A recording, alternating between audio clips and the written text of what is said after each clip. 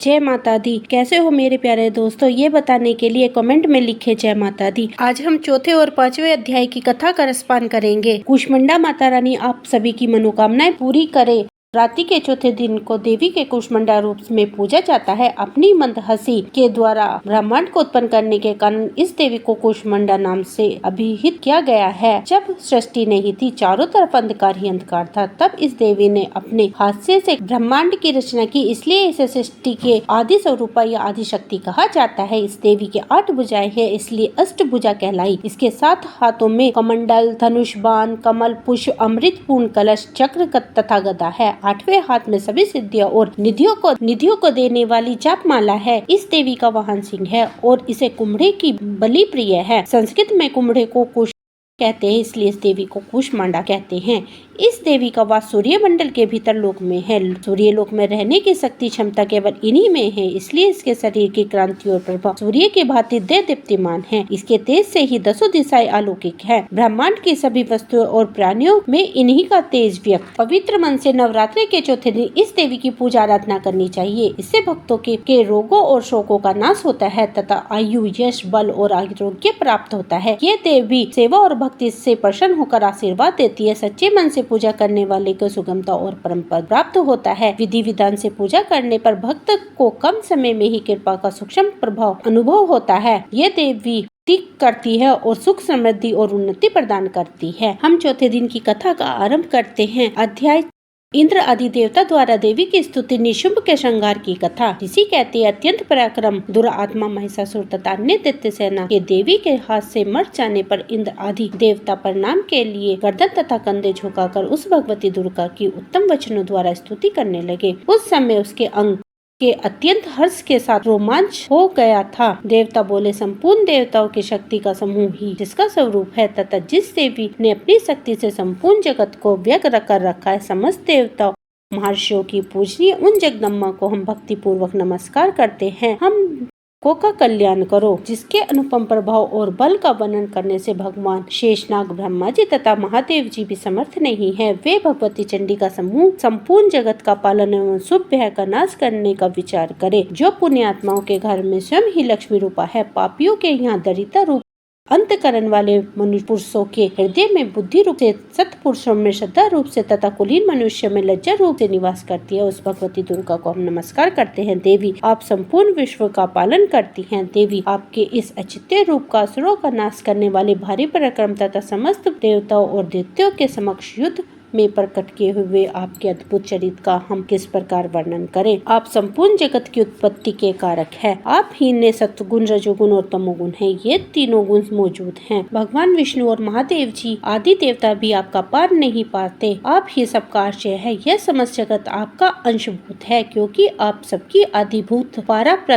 देवी संपूर्ण योगों से, जिसको उच्चारण से सब देवता तृप्त लाभ करते हैं, वह स्वः आप है। इसके अतिरिक्त आप पितरों की तृप्ति का कारण हैं, अतः आप सब लोग आपको श्रद्धा कहते हैं। देवी, जो मोक्ष की प्राप्ति का साधन है, अचित्य महावर्त स्वरूपा है, वह भगवती आप ही है। समस्त दोषों से रहित जितेंद्रिय तत्वों की ओर सार वस्तु मानने वाले तथा मोक्ष की अभिलाषा रखने वाले मुनिजन आपका अभ्यास करते हैं, वह भगवती परविद्या आप ही है। आप शब्द रूपा है, अत्यंत निर्मल ऋग्वेद, यजुर्वेद तथा उग्र कृति के मनोहर पदों के पाठ से युक्त समावेद का भी आधार आप ही हैं। आप देवी और भगवती इस विश्व की उत्पत्ति एवं पालन के लिए आप ही वर्ता के रूप में प्रकट हुई हैं। आप संपूर्ण जगत की घोर पीड़ा का नाश करने वाली हैं। देवी, जिससे समस्त शास्त्रों के सार का ज्ञान होता है, वह मेधा शक्ति आप ही हैं। दुर्गम भवसागर को पार उतारने वाली नौका रूप दुर्गा देवी आप ही हैं। आपकी कहीं भी आसक्ति नहीं है। कैटव के शत्रु भगवान विष्णु के वक्ष स्थल में एकमात्र निवास करने वाली भगवती लक्ष्मी तथा भगवान चंद्रशेखर द्वारा सम्मानित गौरी देवी आप ही हैं। आपका मुख मंद मुस्कान से सुशोभित है। निर्मल पूर्ण चंद्रमा के बिंब के अनुकरण करने वाला और उत्तम सुवर्ण के मनोहर क्रांति से काम्यमान है। तो भी उसे देखकर महिषासुर को क्रोध हुआ और सास उसने उस पर प्रहार करके बड़ा आश्चर्य की बात है। देवी, वह मुख जब क्रोध से युक्त होने पर उदय काल के चंद्रमा की भांति लाल और तनी हुई भोग के कारण विकराल हो उठा, तब उसे देखकर जो महिषासुर ने प्राण तुरंत निकल गए थे। यह उससे भी बढ़कर आश्चर्य की बात है, क्योंकि क्रोध से भरे हुए यमराज को देखकर भला कौन जीवित रह सकता है। देवी आप प्रसन्न हो, परमात्मा स्वरूपा आपको प्रसन्न होने पर जगत की अभुद्य होता है और क्रोध से भर जाने पर आपका तत्काल ही कितने कुलों का सर्वनाश कर डालती है। यह बात अभी अनुभव में आई है, क्योंकि महिषासुर की यह विशाल सेना क्षण भर में से नष्ट हो गई है। अभुद्य प्रदान करने वाली आप जिस पर प्रसन्न होती हैं, वे ही देश में सम्मानित है। उन्हीं को धन और यश की प्राप्ति होती है। उन्हीं का धर्म कभी स्थिर नहीं होता तथा वे ही सब हष्ट पुष्ट स्त्री पुत्रों भाइयों के साथ माने जाते हैं। देवी आपकी ही कृपा से पुण्यात्मा पुरुष प्रतिदिन अत्यंत श्रद्धा पूर्वक सदा धर्म कुल कर्म करता है और उसके प्रभाव से स्वर्गलोक को जाता है। इसलिए आप तीनों लोकों में निश्चय ही मनवांछित फल देती हैं। दुर्गा माँ आप स्मरण करने पर सभी प्राणियों के भय हर लेती है और सर्त पुरुषों द्वारा चिंतित करने पर उन्हें परम कल्याणकारी बुद्धि प्रदान करती है। दुख दरिद्र और भय हरने वाली देवी आपको सिवा कौन दूसरी है, जिसका चित्त सबका उपकार करने के लिए सदा ही दृढ़ रहता है। देवी इन राक्षसों को मारने से संसार को सुख मिला तथा ये राक्षस चिरकाल तक नरक में रहने के लिए भले ही पाप करते हो, इस समय संग्राम में मृत्यु को प्राप्त होकर स्वर्ग लोक को जाएंगे। निश्चय ही यह सोचकर आप शत्रुओं का वध करती हो। आप शत्रुओं पर शस्त्र का प्रहार क्यों करती, समस्त शत्रुओं को मास से ही भस्म क्यों नहीं कर देती। इसलिए इसमें एक रहस्य है कि शत्रु भी हमारे शस्त्रों से पवित्र होकर उत्तम लोक को जाए। यह पर इस प्रकार से उसके प्रति इसका विचार अत्यंत उत्तम है। खड़ग के तेज पुंज की भांति दीप्ति से तब आपके त्रिशूल के अग्रभाग की घनीभूत प्रभा से जो असुर की आंखें फूटी नहीं गई, उन्हें कारण यही है कि वे मनोहर रश्मियों से युक्त है। चंद्रमा के समान आनंद प्रदान करने वाले आपके उस सुंदर मुख के दर्शन करते थे। देवी आपका शील दुराचारियों के बुरे बर्ताव को दूर करने वाला, साथ ही में यह रूप ऐसा है जो चिंतन में भी नहीं रहता है और जिसका कभी दूसरों की तुलना नहीं हो सकती। आप बल और पराक्रम उन दैत्यों का विनाश करने वाला है जो कभी देवताओं के पराक्रम को नष्ट कर चुके हैं। इस प्रकार अपने शत्रुओं पर भी आपकी दया ही प्रकट होती है। वरदायिनी देवी आपके इस पराक्रम की किसके साथ तुलना हो सकती है तथा शत्रुओं को भय देने वाले अत्यंत मनोहर ऐसे रूप भी आपके सिवा और कहाँ है। हृदय में कृपा और युद्ध में निष्ठुरता, ये दोनों बातें तीनों लोकों के भीतर केवल आप ही में देखी गई है। माता अपने शत्रुओं का नाश करके इस समस्त त्रिलोक की रक्षा की है। उन शत्रुओं को भी युद्ध भूमि में मारकर स्वर्गलोक में पहुंचाया है। दैत्यों को से प्राप्त होने वाले हम लोगों के भय को दूर कर दिया है। आपको हमारा नमस्कार है। देवी आप सूल से हमारी रक्षा करें। अंबिका आप खड़ग से हमारी रक्षा करें तथा घंटे की ध्वनि और धनुष के टंकार से हमारी रक्षा करें। चंडिका पूर्व पश्चिम और दक्षिण दिशा में आप हमारी रक्षा करें। आप त्रिशूल को घुमाकर उत्तर दिशा में हमारी रक्षा करें। तीनों लोकों में अपने जो परम सुंदर अत्यंत भयंकर रूप विचारते रहते हैं, उसके द्वारा भी आप हमारी तथा इस भूलोक की रक्षा करें। अंबिका कर में शोभा पाने वाले खड़ग, शूल और गदा आदि जो अस्त्र हैं, उनके द्वारा आप सब और से हम लोगों की रक्षा करें। ऋषि कहते हैं, इस प्रकार जब देवताओं ने जगत माता दुर्गा की स्तुति की और नंदन वन में दिव्य पुष्पों एवं गंध चंदन आदि के द्वारा उनका पूजन किया, फिर सबने मिलकर सब भक्ति पूर्वक दिव्य धूप से सुगंध निवेदन की, तब देवी ने प्रसन्न होकर प्रणाम करते हुए सब देवताओं ने कहा। देवी बोली, देवता तुम लोग मुझे किस वस्तु की अभिलाषा रखते हो, उसे मांगो। देवता बोले, भगवती ने हमारी सब इच्छाएं पूरी कर दी है। अब कुछ भी बाकी नहीं रहा है, क्योंकि हमारा यह शत्रु महिषासुर मारा गया। महेश्वरी, इतना पर भी यदि आप हमें वर देना चाहती हो तो हम जब आपका स्मरण करें तब आप दर्शन देकर हम लोगों के हमारा संकट दूर कर दिया करें। तब जो मनुष्य देवी की स्तुति करे, देवी उस की इच्छा पूरी करे। प्रसन्नमुखी अंबिका, जो मनुष्य इन सूत्र द्वारा आपकी स्तुति करे, उसके वित्तीय समृद्धि और वैभव देने के साथ ही उसके धन आदि विपत्ति को भी बढ़ाने के लिए सदा हम पर प्रसन्न रहे। ऋषि कहते हैं, राजन, देवताओं ने जब अपने जगत के कल्याण के लिए भद्रकाली देवी को इस प्रकार प्रसन्न किया, तब वे तथास्तु कहकर वही अंतर ध्यान हो गए। जगत की रक्षा करने वाली देवी की कथा भूपाल इस प्रकार पूर्व काल में तीनों लोगों का हित करने वाली देवी जिस प्रकार देवताओं के शरीर से प्रकट हुई थी, वह सब कह सुनाई है। अब पुण्य देवताओं का उपकार करने वाली वे देवी दुष्ट दैत्यों का शुभ निशुंभ का वध करने के लिए देवी ने कैसे महादैत्य का वध किया उसका प्रसंग सुनो। सब लोगों की रक्षा करने के लिए महागौरी के शरीर से जिस प्रकार प्रकट हुई वह सब प्रसंग मेरे मुंह से सुनो। मैं उसका तुम्हें यथावत वर्णन करता हूँ। इस प्रकार मार्कंडेय पुराण में चौथा अध्याय संपूर्ण हुआ। अब हम पांचवा अध्याय शुरू करते हैं। देवताओं द्वारा देवी की स्तुति चंडमुंड के मुख से अंबिका के रूप की प्रशंसा सुनकर शुंभ का उसके पास दूत भेजना और दूत का निराश लौटना। महर्षि मेधा ने कहा, पूर्व काल में शुंभ निशुंभ नामक असुरों ने अपने बल के मद से इंद्र का त्रिलोकी का राज्य और यज्ञ में छीन लिया। वह दोनों इस प्रकार सूर्य, चंद्रमा, धर्मराज और वरुण के अधिकार से छीनकर स्वयं ही उनका उपयोग करने लगे। वायु और अग्नि का कार्य भी वही ही करने लगे और इसके पश्चात उन्होंने जिस देवताओं का राज्य छीना था उसे अपने अपने स्थान से निकाल दिया। इस तरह से अधिकार छीने हुए दैत्य तथा दैत्यों द्वारा निकाले हुए देवी का स्मरण करने लगे कि देवी ने हमें वरदान दिया था कि तुम्हारी संपूर्ण विपत्तियों का नष्ट करूंगी।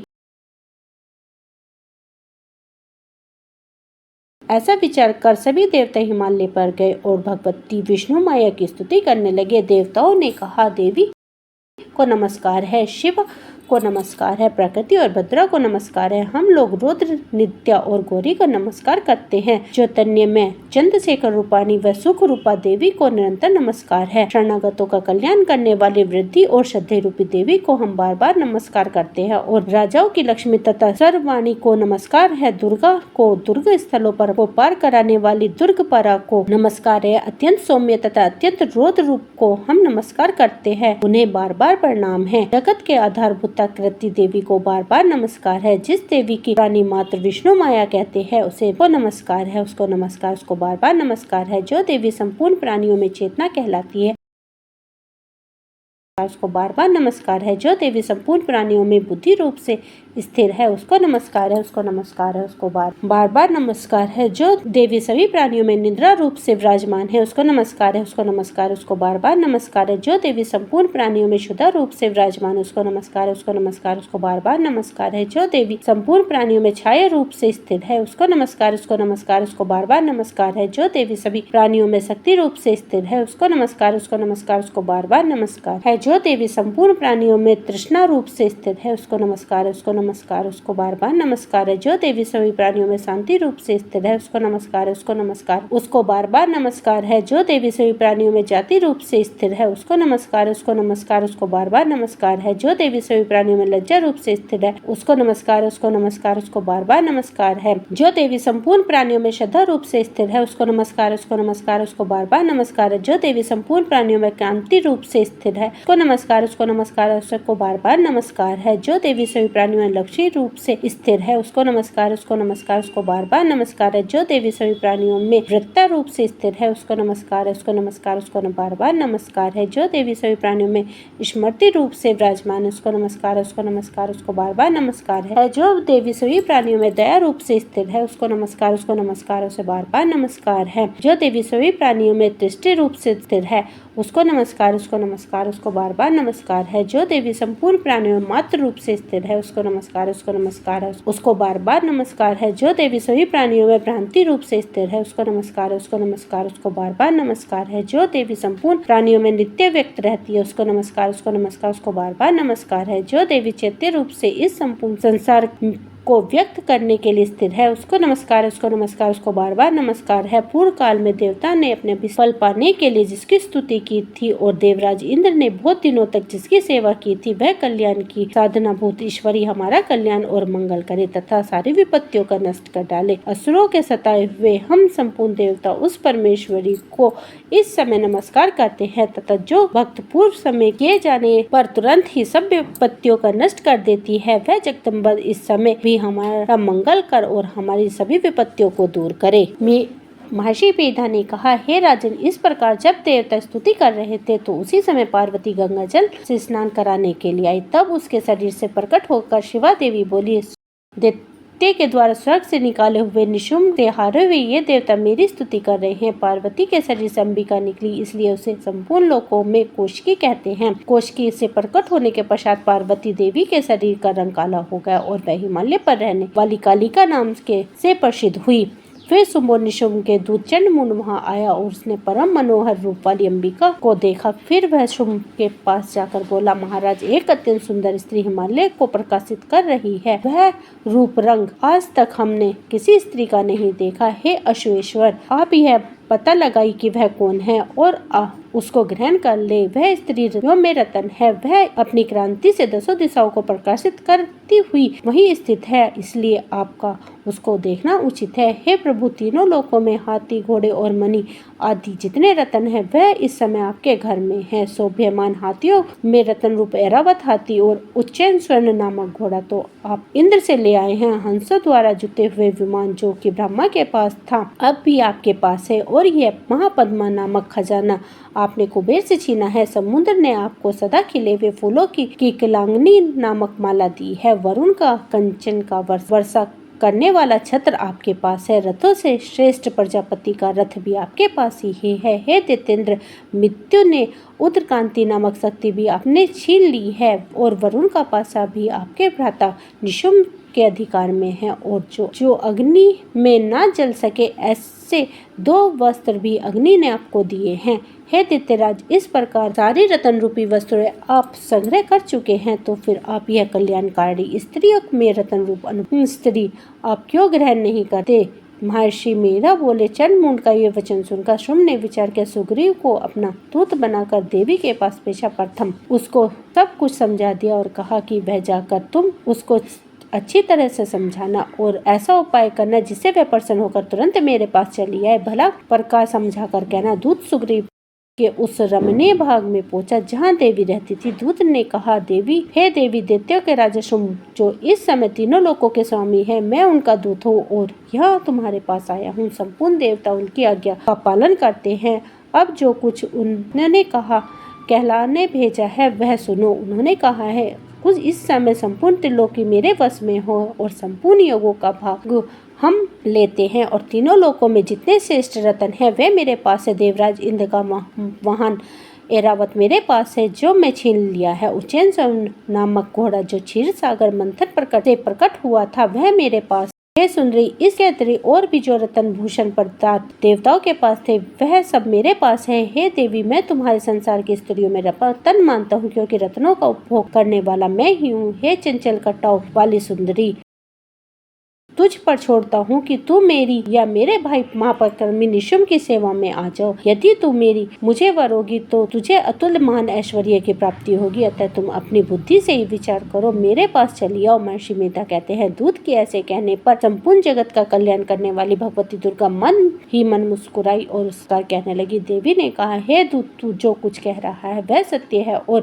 किंचित मात्र भी झूठ नहीं है। शुंभ इस समय तीनों लोकों का स्वामी है और निशुंभ भी उसी की तरह पराक्रमी है, किंतु के संबंध में जो प्रतिज्ञा कर चुकी हूँ उसे मैं कैसे झुठला सकती हूँ। अतः तू मेरी जो प्रतिज्ञा है उसे सुन। जो मुझे युद्ध में जीत लेगा और मेरा अभिमान को खंडित करेगा तथा बल में मेरे समान होगा वही मेरा स्वामी होगा। इसलिए शुंभ तथा निशुंभ यहाँ आवे और युद्ध में जीत कर मुझे ब्याह कर ले। इसमें भला देर की क्या आवश्यकता है? दूत ने कहा, हे देवी, तुम अभिमान से हुई हो, मेरे सामने तुम ऐसी बात ना करो। इस त्रिलोक में मुझे तो ऐसा कोई दिखाई नहीं देता जो शुंभ और निशुंभ के सामने ठहर सके। हे देवी, जब अन्य देवताओं में से कोई शुंभ और निशुंभ के सामने ठहर नहीं सकता तो तुम जैसी स्त्री उनके सामने रणभूमि में कैसे ठहर सकेगी? आदि देवताओं के सामने इंद्र आदि देवता नहीं ठहर सकते तो तुम अकेली स्त्री उनके सामने कैसे ठहर सकोगी? अतः तुम मेरे कहने मानो और उनके पास चलो, नहीं तो मैं तुम्हारे केस पकड़कर घसीटते हुए ले जाऊंगा तो तुम्हारा गौरव नष्ट हो जाएगा। इसलिए मेरी बात मानो। देवी ने कहा, जो कुछ तुमने कहा है वह ठीक है। शुंभ और निशुंभ बड़े बलवान है, लेकिन मैं क्या करूं, क्योंकि मैं बिना विचारे प्रतिज्ञा कर चुकी। इसलिए तुम जाओ और सब आदर पूर्वक असुरेंद्र से कहो, इसके पश्चात जो वह उचित समझे करे। इस प्रकार देवी दूत संवाद 5वां अध्याय संपूर्ण हुआ। जय माता दी। वीडियो को लाइक कीजिए और चैनल पर अगर पहली बार आए हैं तो सब्सक्राइब कीजिए और ज्यादा से ज्यादा शेयर कीजिए। मिलते हैं एक और नई वीडियो के साथ, तब तक के लिए हरे कृष्णा।